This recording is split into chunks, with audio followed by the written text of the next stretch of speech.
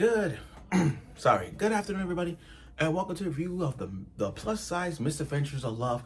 And I believe we are covering episode 6. Yep, we are now covering episode 6 of the plus size Misadventures in Love. And I gotta tell you, watching this episode, I like where this is going in terms of balancing the love, romance, comedy, and mystery vibe going on with Yumeko's life.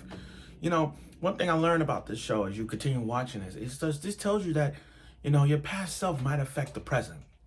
It also shows you that, life behind the walls, there are people who who treat you fairly or not. And also with many adventures that Yumeko is going through, you can learn a lot from this. It tells you about being confident in yourself, being the ability to stand up for yourself, and don't let the past ruin you. You may have the past self, but it's always good for the present. You know they say the past is the past. Focus on the present. That's that. Now last week we saw Yumeko and the detective, detective going to Yumeko's house, which give us ideas of what answers that we suspect from this. Like what concept or what ideas that we're gonna follow in Yumeko's past. There's more to this than meets the eye type vibe, or it's just one of those Yumeko's. Sorry, this one of those Yumeko's gonna be going through PTSD vibe, and this is what we got. So without further ado, let's get right through the review of the plus size Misadventures in Love. Okay, now, as you guys know from last week, we ended with that kind of moment with the detective taking Yumeko home after saving a balloon, getting a balloon from the kid. Which brings me answers about her backstory. And now here's the thing. The mother, Yumeko's mother, I'm sorry. Yumeko's mother does not really give two shits about her. She doesn't give two shits. I mean, she's not one of those anime moms that just abandon the kids or hit their kids. It's not one of those kind of like that. This is the anime mom who's like this, what you call it? Not distrusted, but more, I would say, don't give a care face. Like, she got hurt from last week getting a balloon from a child, and she literally just ignored it. She's like, oh, Yumeko, don't you ever do that again. But not like, oh, you hurt or nothing like that. Like, come on, she don't really care. She don't really care. Like, that's your child. That's your child. Yeah, she's chubby. Yeah, you're skinny. But it doesn't matter. It doesn't matter. So as this episode goes on, we find out that more about her backstory, where she broken mirrors. Like, she had broken mirrors everywhere she goes. She breaks all the mirrors, but not the big one. Not the big one. But again, the detective, I gotta give the detective credit where credit is due. I gotta give the detective credit in this episode.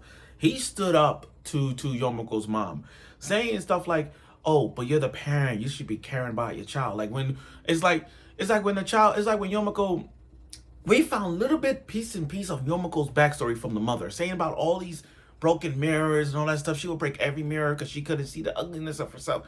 And it's like, you don't really care.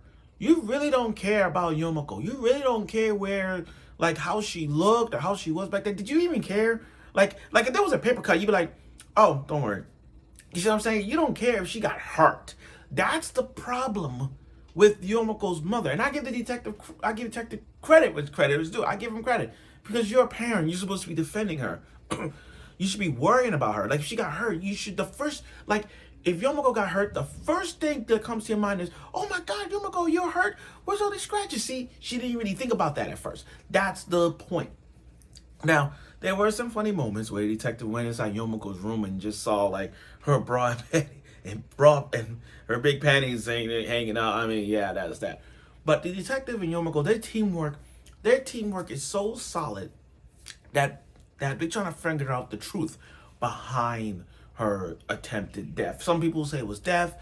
Some people say it was attempted suicide. There are many hints in this that we need to know. And I hope, and again, we're halfway through these episodes. I hope we get more info on this. We hope to get more info. So, the next day, they decided to meet up at take Yumeko. The detective and his assistants decided to take Yumeko to the building where it all started. And then we got to see flashbacks, little traumatized scenes that affect Yumeko's head. For one thing, she told everybody, oh, there was a knife and someone was crying. There was a knife and someone's crying. You know, who is that person? But then it got a really twist with a huge twist involved. The huge twist came in when we found out, oh, there was a male and a female. So now Yumeko was behind the scenes. This is like the first 48 or Law and Order, if you compare it, even though I don't like Law and Order. But I prefer the first 48. You know what I'm saying? I prefer the first 48 because it's real. Anyway, we found out that there's, based off the footprints, there's Yomeko's footprints, but there's also a male and a female. There's a male and female behind the scenes of this. And then we saw little bits of glimpse of a little bit of like someone had a knife, some tears, and someone was hanging on. And then it's like, oh, Yumeko arm was like this, like she was trying to attempt suicide or attempt to save somebody. We don't know the truth behind that. And I really hope for more episodes, we gotta see more of this, to a point where I'm like, how did it end it to this? How in the world did this end to this? I really hope we get more inside scoop on this. Because now we know there's a male and female, two people behind the scenes.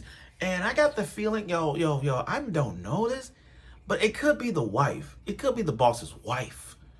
And I think Keisuke, I want to say Keisuke, I really do, but it's like, part of me want to believe is Keisuke, part of me don't want to believe, because I'm like, you know what I'm saying? Keisuke gotta be, it's like, looking at Keisuke, he's kind-hearted, but, you know, there's two sides of a coin. There's always two sides of a coin here. So I don't know. Can I put this up close? Yeah, tails, and then there's heads.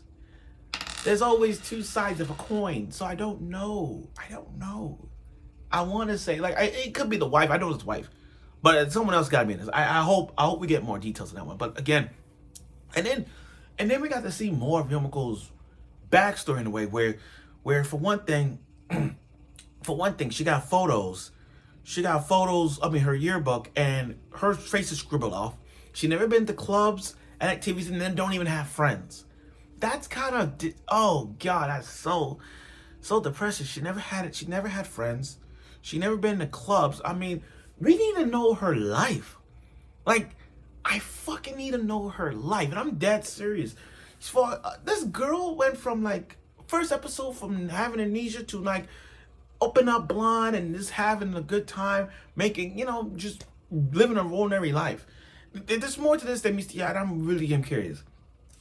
And then when she went to the supermarket, there's this guy who knows Yumeko, and she's like, and it's one of those, you ever felt like it's one of those, like, friends that you don't know that they were friends, you just met up one time, and then years later you finally met this person? That's what this was.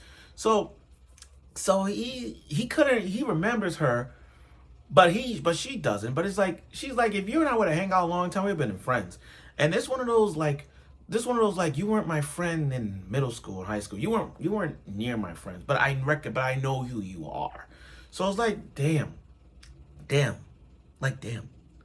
And oh my God, the backstory is even sadder. Oh my God. The mother, I'm sorry, Yomeko's mother is pissing me off. First off, Yumeko get to see her grandmother, and she lives next door.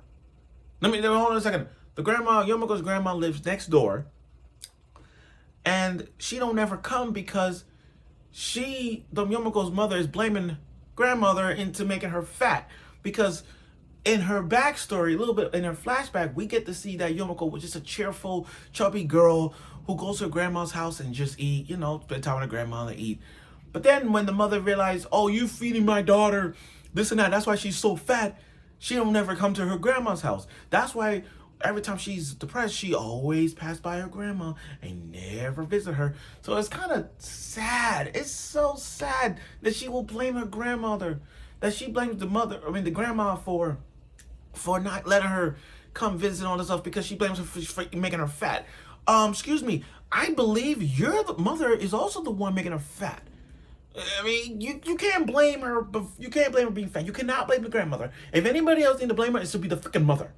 It should be the fucking mother. Like, let's all put that blame on the mother first for allowing her to be fat. It ain't like that. I mean, it's like that, but let's call it like it is. But I do, it's just touching for the grandma to see that smile that Yumeko had as a child. It's just reminiscing her life. So it's great to see. But again, I hope we see more. But overall, though, this episode was really good. I mean, it just shows you the teamwork between Yumiko and the detective half is spot on. I love it. Hopefully, we get more info and depth into the life of Yumiko. We're halfway through these episodes, and I hope that we get to see more and about who killed who and what. But this is really getting interesting. I mean, we're halfway through the episodes, and I'm loving it. So thank you for watching my review of the show, and I look forward for next week.